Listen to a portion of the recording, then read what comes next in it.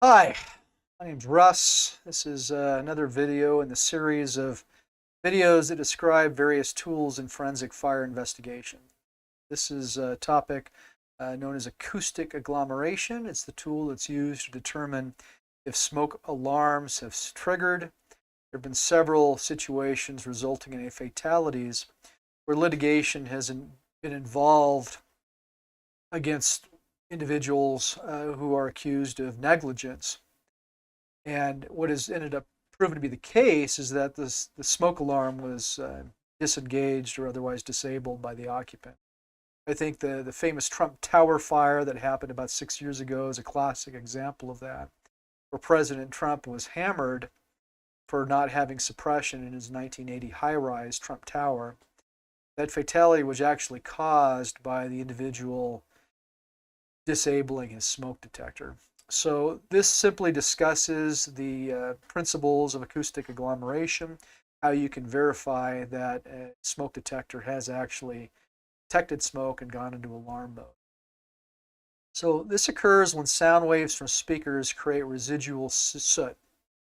That residue remains on the surface of the smoke alarm after the fire has been extinguished.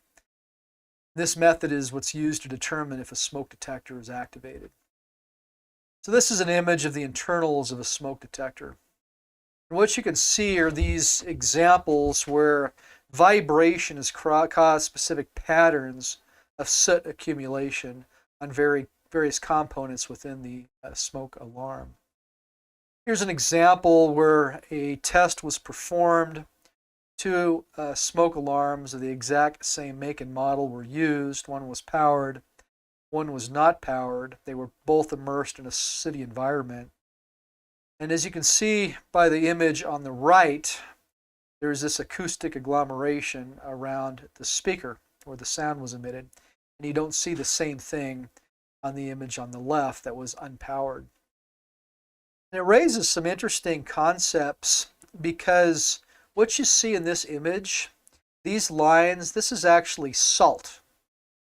And the salt has formed a pattern based upon the vibrational influence of a speaker. And different patterns emerge as a function of the frequency of the speaker. So this is just a general physics phenomenon that can be applied in many fields. Now, some studies have shown that certain situations where detectors activate will not result in visually discernible acoustic agglomeration. The lack of soot deposition while the alarm is sounding only occurs under very unusual situations. If it is a sooty environment and if the alarm did activate, there will be signs of acoustic agglomeration. And what I mean by this is if you have enough soot, enough light obscuration that you're going to trigger a smoke detector, then you're guaranteed to have enough soot that's going to create this acoustic agglomeration. Now, some studies have actually occurred where they've taken different types of smoke, different type of smoldering materials, and it has resulted in subtly different soot deposition. But under a microscope, you can clearly tell that it's there. So using this tool is a fairly foolproof method for verifying that the alarm did in reality activate. The other thing to consider is that during post-fire cleanup and collection of evidence, it's very important to handle that smoke alarm carefully, as you could very easily wipe that soot agglomeration away. And some questions have come up, well, how do you activate that smoke alarm to determine if it went off? In addition to the soot being present, but how would you verify that it functioned without damaging the evidence?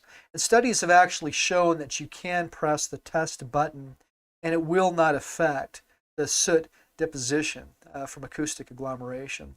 Some people have suggested using canned smoke for this purpose, but that would bias your data. So it's better and acceptable to just use the test button. Here's some references for you if you wanted to look further into that. Appreciate your time and thank you for watching this video. Have a good day.